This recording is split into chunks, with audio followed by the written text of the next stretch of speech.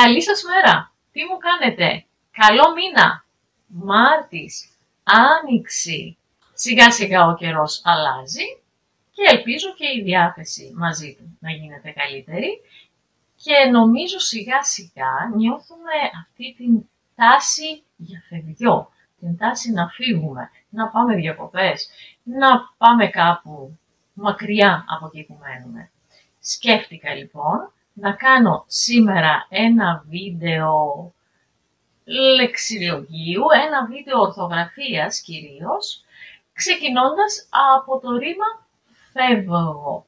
Να δούμε την ορθογραφία του, να δούμε και κάποιες λέξεις, την ομάδα του, την οικογένειά του. Θέλετε?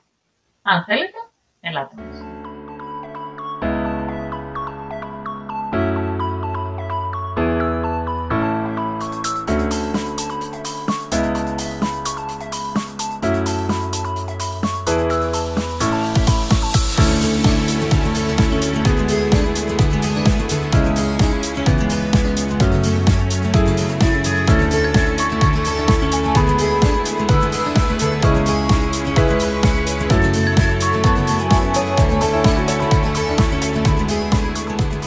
Φεύγω σημαίνει αφήνω τον τόπο όπου είμαι και πάω κάπου αλλού. Ξεκινάω να πάω κάπου αλλού. Φεύγω από το σπίτι για να πάω στη δουλειά, για παράδειγμα.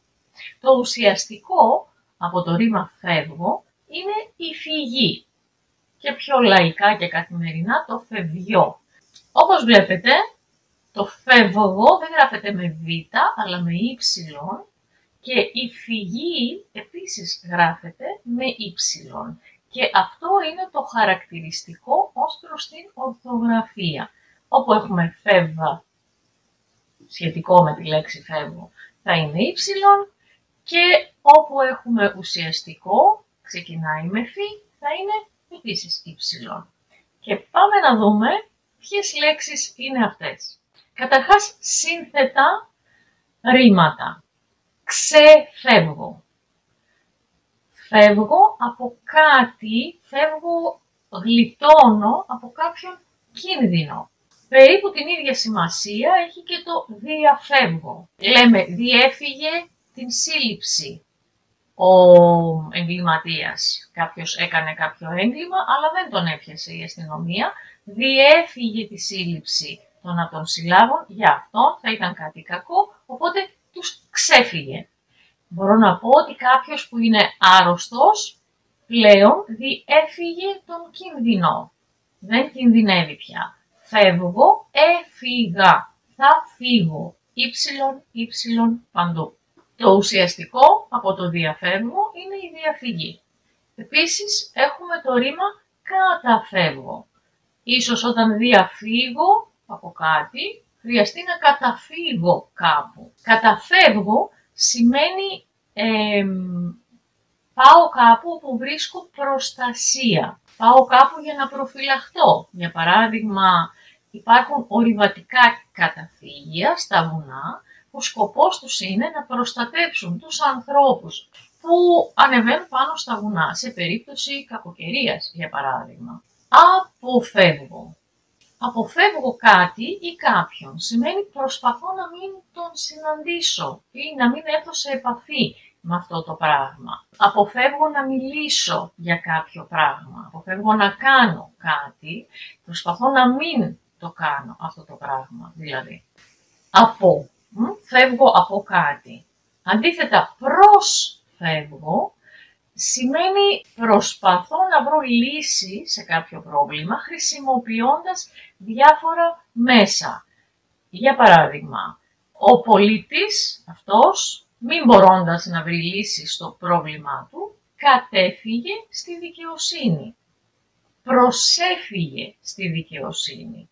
Δηλαδή ζήτησε από τη δικαιοσύνη να λύσει αυτό το πρόβλημα. Βρήκε τη δικαιοσύνη σαν τρόπο να το αντιμετωπίσει αυτό το πρόβλημα.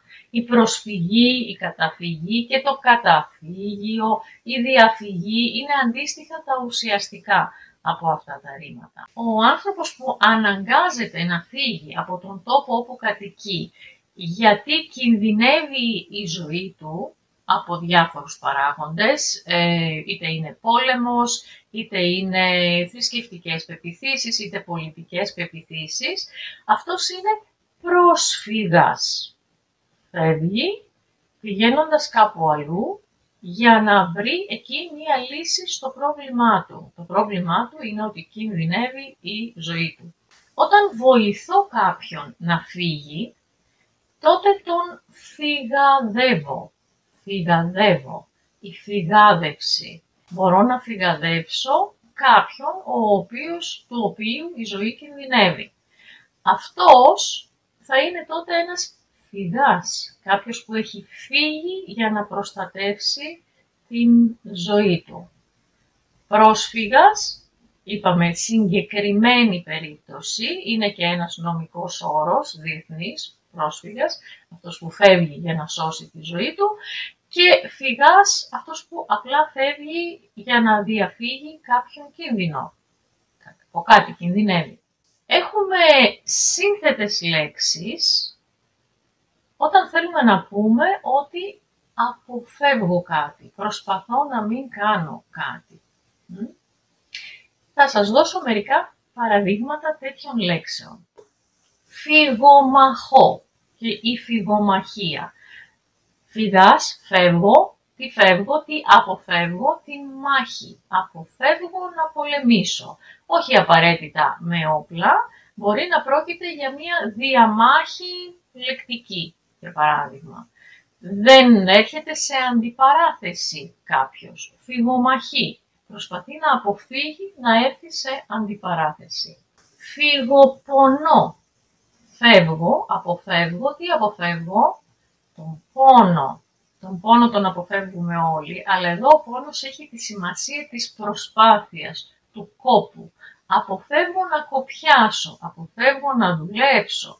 Είμαι φυγόπονος.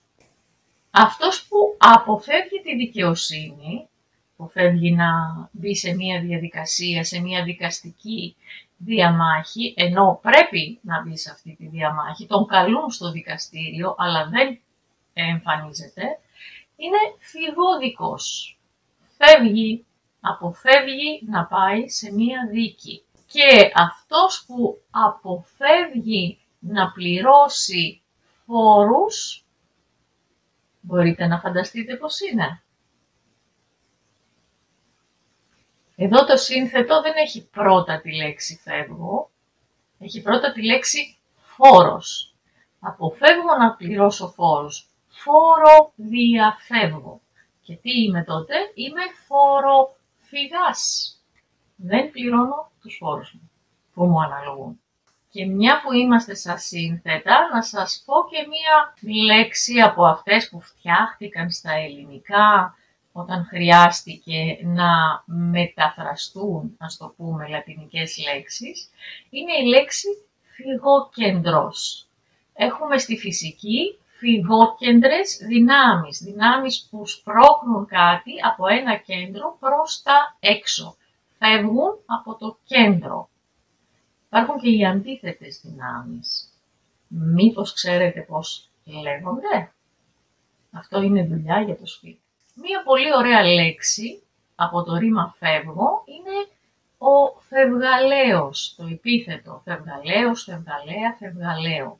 Είναι κάτι που συμβαίνει για μια στιγμή, πολύ γρήγορα, συμβαίνει σε πολύ μικρό χρονικό διάστημα. Λέω, δεν το θυμάμαι ακριβώς αυτό, γιατί θυμάμαι, είχα ρίξει μια φευγαλαία ματιά.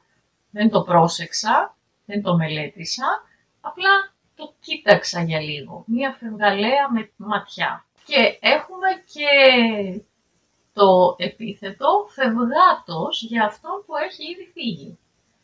Πήγαμε στο σπίτι του Νίκου, αλλά ο Νίκος ήταν ήδη φευγάτος. Είναι φευγάτος, έχει φύγει από κάπου.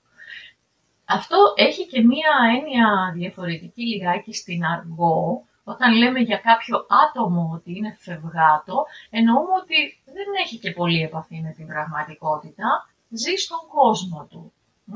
Προσπαθείς να συνεννοηθείς με τη Μαρία, καλέ αυτή είναι εντελώς φευγάτη.